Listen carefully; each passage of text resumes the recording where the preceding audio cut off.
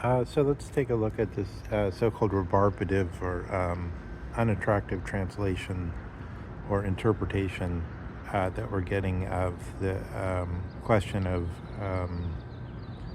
das Seinde im Ganzen, or being as a whole, and also, as it were, our self-understanding of being as a whole. But this is somewhat unclear to me what Hemming is saying here. So this presentation is basically on the Laurence Hemming question about um, the correct interpretation of Das Seinde, which, if it's translated as beings, or Das Seinde in Ganza specifically, as if it's translated as beings as a whole, he claims that we would miss that here, that we should say being as a whole. He doesn't say whether, he doesn't say exactly, doesn't say immediately in this presentation, in fact, what exactly if that's because being is to be understood as a doing, as it were, as a drama. He can't think that straightforwardly. He must think somehow in a transfigured way outside of the grammatical nexus, if you like, but still graspable to our Dasein. It's wrong to say, to regard den Ganzen as a plural,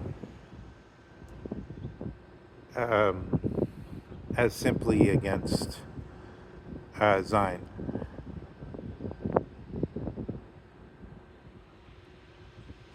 So let's try to give it. So I say let's try the way of Heidegger as having Glaube or faith in history, and then trying to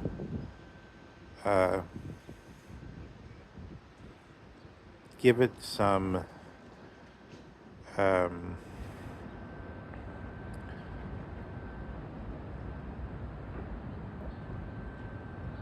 give a self-fit avenue where we can get a grip with it directly. So historically, we have Heidegger in Sein and Zeit. Heidegger takes the sophist quote from the Eleatic stranger, who stands in for the representative of the Parmenidean tradition, to say, all the while you airheads have been, in a trivial manner, saying, we already know what that means, as a truism. That's very trivial. Why are you bringing this up to me? This question of what does on mean? What does on or being mean? You all take it that you already know this. And this, so Heidegger gives that as Sein, on as Sein, in that specific context. So we should understand, one, Heidegger's Glaube or faith in history. We could understand he's saying he's still part of this tradition, and then in its manifestation, as given as a set of directions from Plato, as it were, he finds this situation. So what's the situation is that Parmenides hasn't asked the question that's asked later on, which is that is the nothing, does the nothing have a positive existence or an on, or he's translating Sein.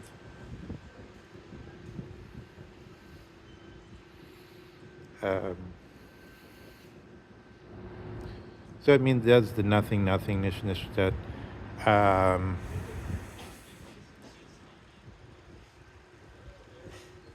and then you have to say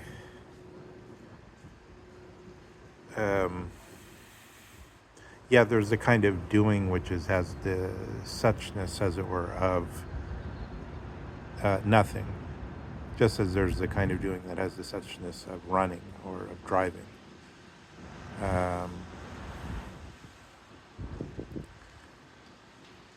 Vehiculating.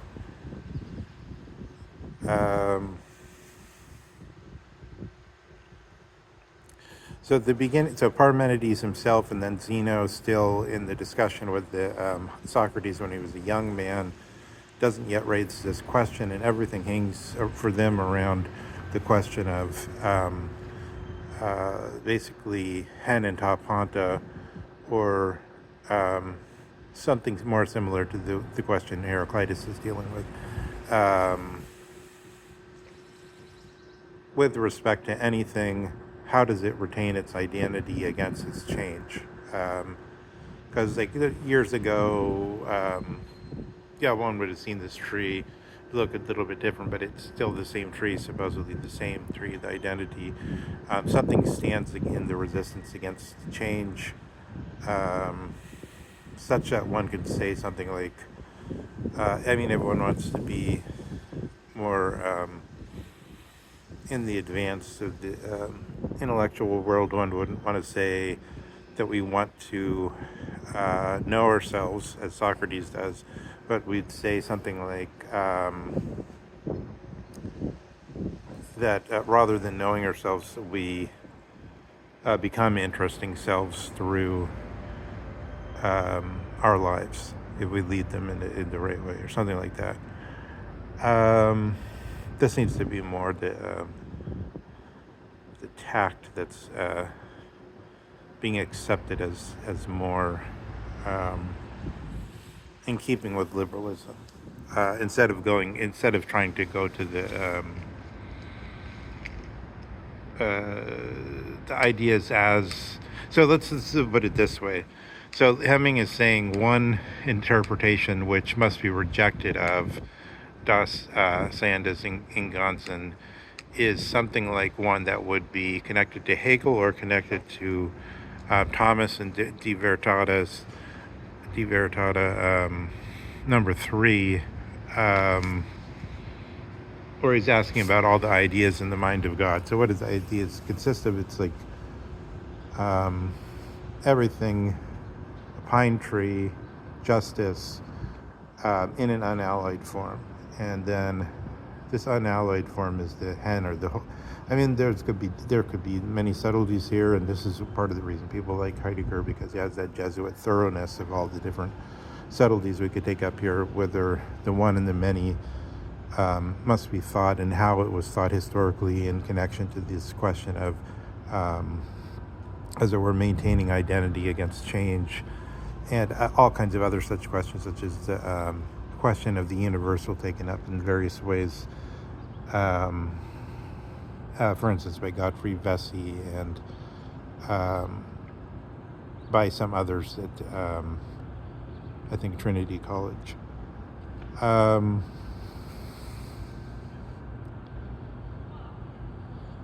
All these questions, so we could see those are still in power in analytic philosophy, and analytic philosophy is the philosophy in power. Heidegger's saying this is what sort of the Sein Vergessen thing is partially about this. It's,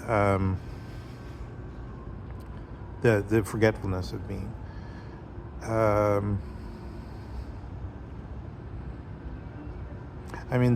It has a parallel, as it were, with the Socratic remembrance.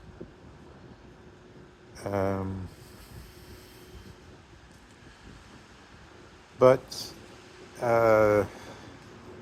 we can't just make it. It's not the same thing just in German, as it were, because it's in this context.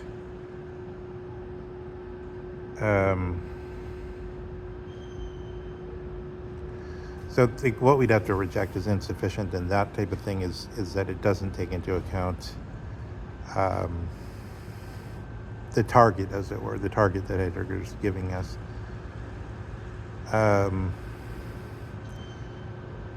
He points us right at this question where we have to see that not just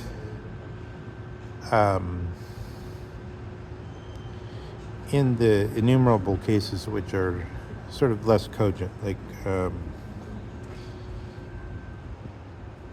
the Zeno paradox and things like that, and also in the cases that which sort of have a look like Praktic becoming Sanskrit, or a spoken language becoming a defined language through a few people thinking of it, as in the locus, where it said people are all the time use the word courage of lions, for instance, but then this attempt is made, in fact, by the sort of a little bit of Epstein of the time, I guess, of Nicias, because he's the wealthiest man in the Athens and had silver mine. I don't know if he was known for any other forms of corruption particularly, but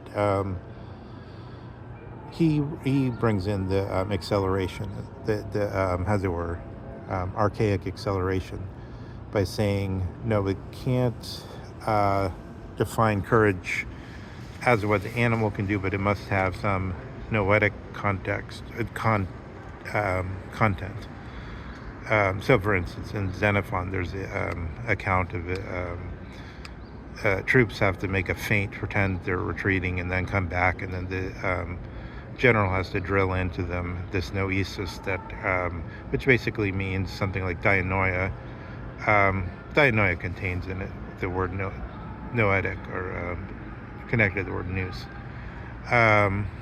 This dianoic, or inner speech, or linguistic thing that you soldiers must all the time tell yourself in your mood or in your heart, this is not a real retreat. We're going to then charge forward after the feint. So this notion that courage involved also reason was what Nicias wants to introduce.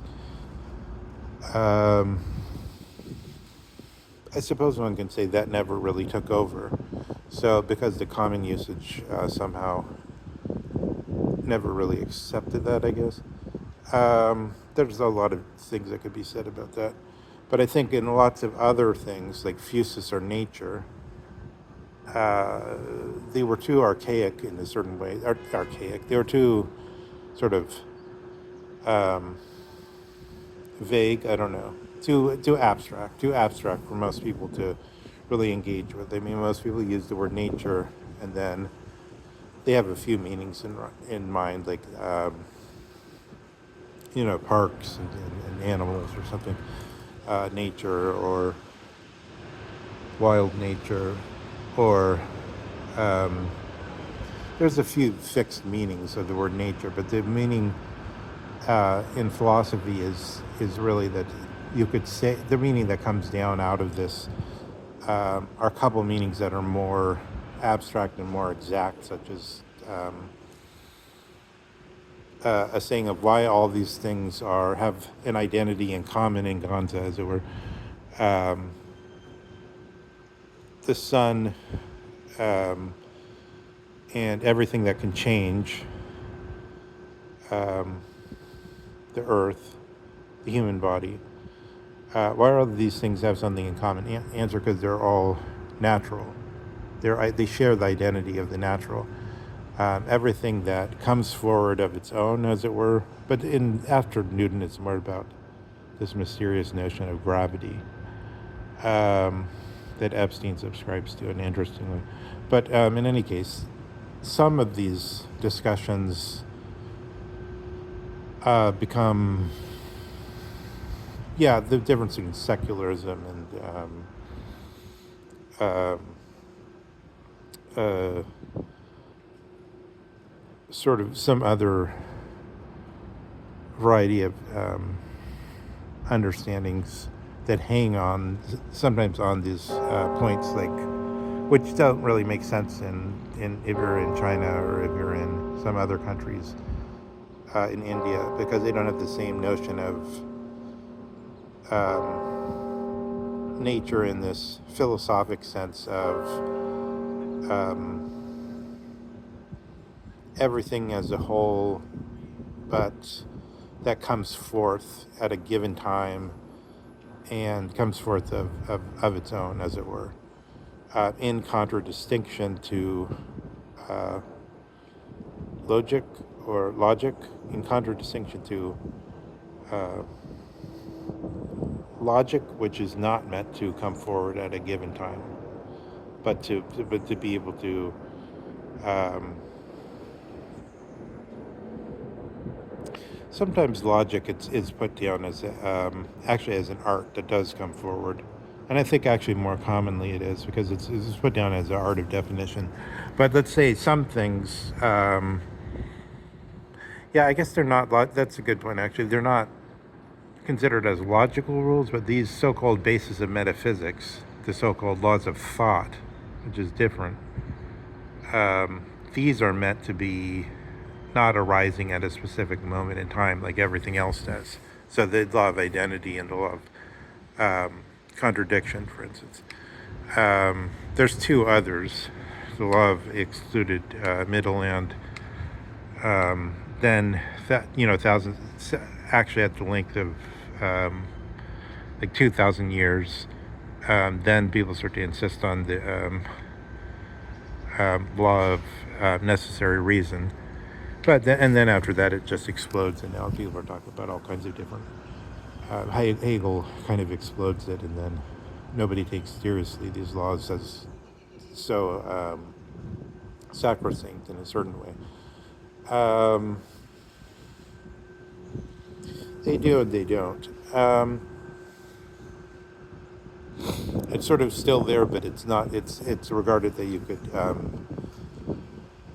It's sort of still there de facto, I think, in the way we think, but it's not. But if you're trying to create a,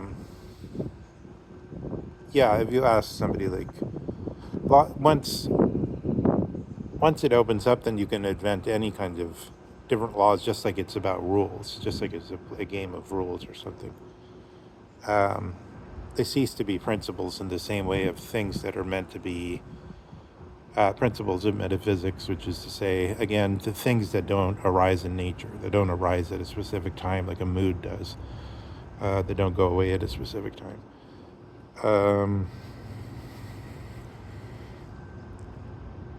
So, yeah, Hemming is bringing our attention in connection to this this question of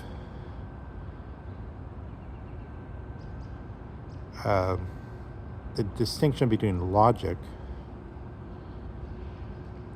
or logic, the kind of logic that Kant is throwing out and saying his transcendental logic has to supersede it, and logos as such. So logos as such is, logos originally means speech, and it brings us back into this citation from the sophist, the Eleatic stranger.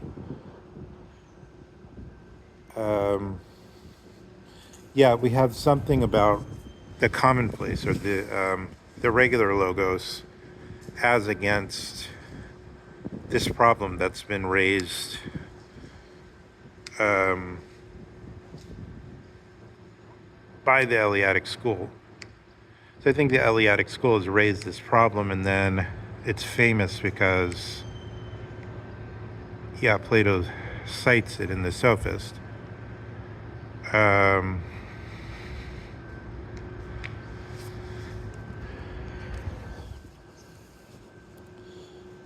So I think one of the answers to Hemming's problem, to Hemming's attempt to open this, is that we should look at it in the history and in the flesh out the details of what's happening in Sophist when we're asking about the difference between something like, yeah, Kant's sense of the word Dasein as everything actually present as against the potentials, or some Hegelian sense where the potentials are also taken in as the things in the mind of God, the principles in the mind of God, as we were just getting at. Rather, we have this question in the light of that, metaphysics always tries to have something that doesn't arise in time as the rule setter, in a way.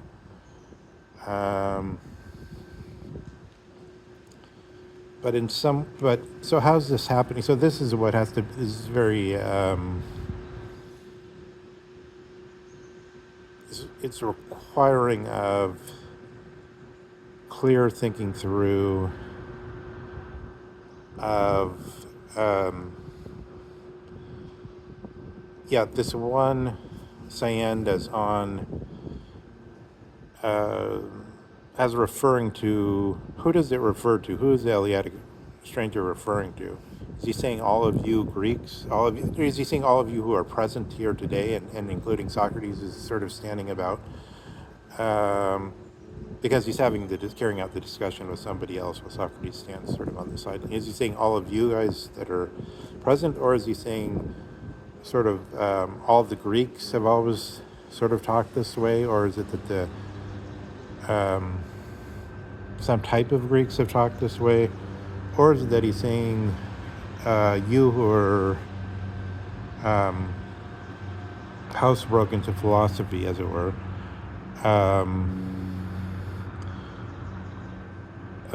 you have failed to properly be shaken by this problem, which is, however, shown already at the foot of the tradition, as it were. But so then that has to be fleshed out too, is that this question arose over a couple hundred years of the Parmenidean school, because at first they didn't have, nobody suggested that nothing should be posited as on, and it started to agitate people more and more, I suppose. That could be fleshed out too. What's the history there? But so one, we have to ask about Heidegger's way out of this all these methexis problems that try to take something that doesn't arise in time as the rule, including the notion of validity in Husserl, that he's taken over from Lotze, from the Geltung version, or the validity version. All these attempts to have something that doesn't arise in time as the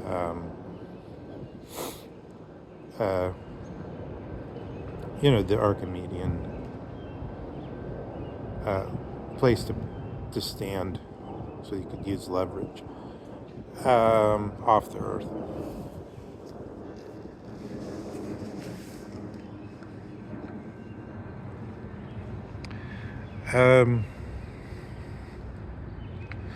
There's a number of questions there. So, another one is, it's not that clear, at least to me. Maybe it is well known that whether, when one says for Heidegger, and it's generally accepted that the interpretation of being or on specific to the Greeks is of availability. So it's not a real estate anwesend. Something there that's available. Availability is the clearest. And then we could think that also as not just Zuhanden, but also as Zudenkende, as to the mind, or to the sort of where and asker of thought.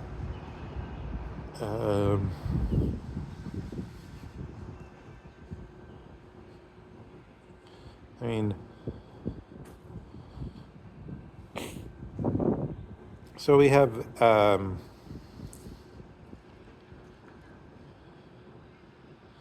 a lot of conditions here.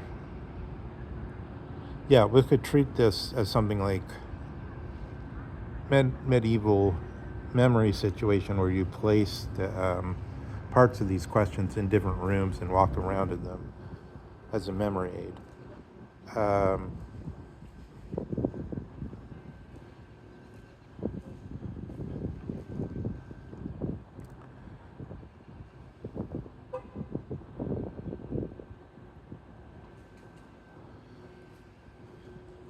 So I think we have to, take Heidegger's teaching to this moment. That's part of it. So,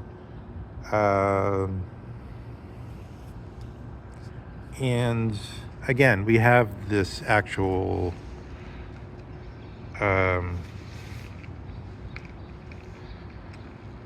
moment that links us to all this discussion, and then sort of, I guess the provisional one is Das Seinde in Ganzen refers to this Greek moment in sort of philological correctness. So there's always this problem. There's no true clarification of what happened to in the Socratic dialogues, in the Platonic dialogues, or at the time, in the actual time in the Athenians, in the books of Xenophon, whatever. But there's all kinds of skill sets, for instance, being able to read the ancient languages properly and knowing the difference between the plurals and making all this apparatus and grammatical apparatus to distinguish different cases, genitive case from, and invent all these different forms of aorist case and things in Greek, all these things, which, Heidegger is here and there is, I guess, much too often for the people who study Aristotle, saying we should distrust grammar, here we should distrust grammar, because it's sort of like there's an apparatus for saying these are the most cogent, best ways for translating this dead language. In a way, ancient Greek is a dead language because it's not the same as the language that now exists, although it's not that much different.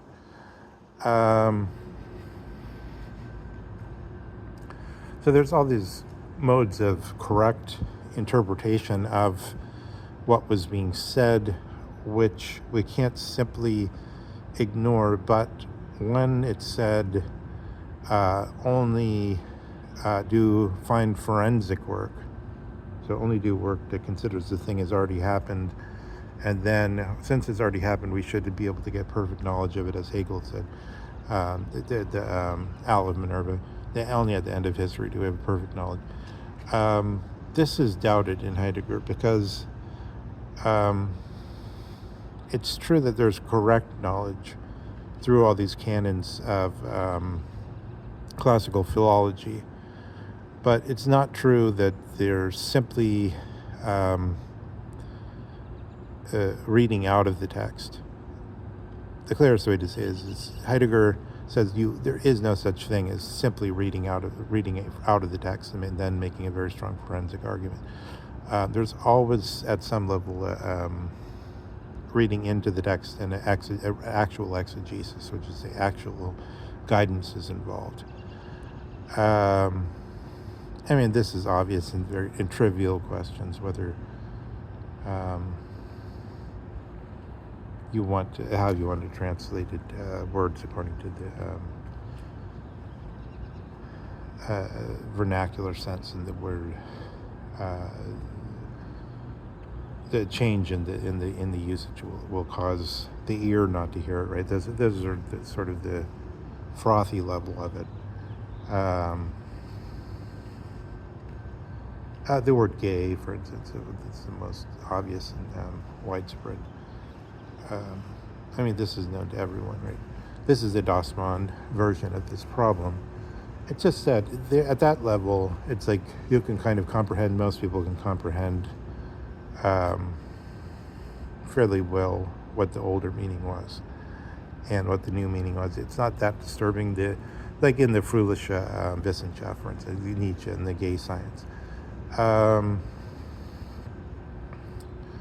But there's all kinds of ranges of problems we're dealing with here, such that, as it were, the quartz crystal clarity of, participating, as it were, being a participant with the people there at a remove where our very Dasein is alien to their Dasein.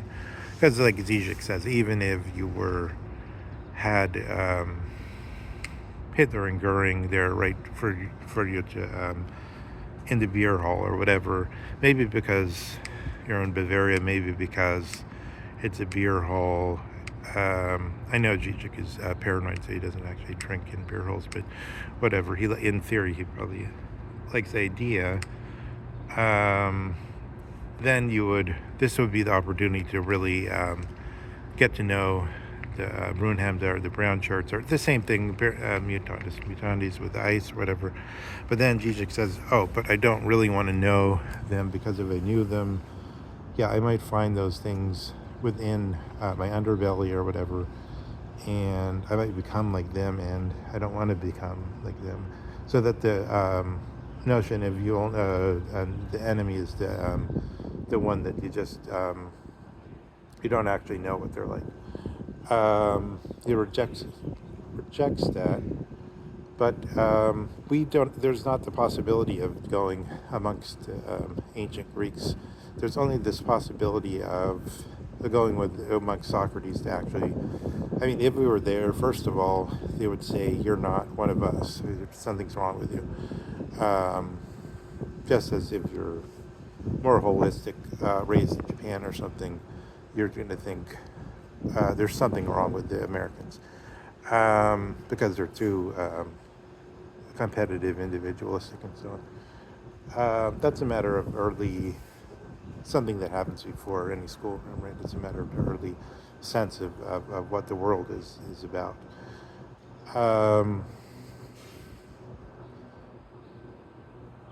So, in that sense, we're different than the Greeks, but just as people from Islam who can't really understand, people from Islamic countries who can't really understand the boasting character of Americans. Why do the Americans boast so much? They find this very disgusting, rebarbative. I think, there's certain things about the ancient Greeks we couldn't understand. And then, so even if we were there would be the problem. But nonetheless, there's still some discussion. I think this is also what Dugin's saying with the, Zizek says Dugin cheats, but he's not cheating. He's just saying we could still understand to some extent Dasein to Dasein, even if all the Daseins are in this multi-new situation. The problems of philology are the problems of anthropology or humanism, and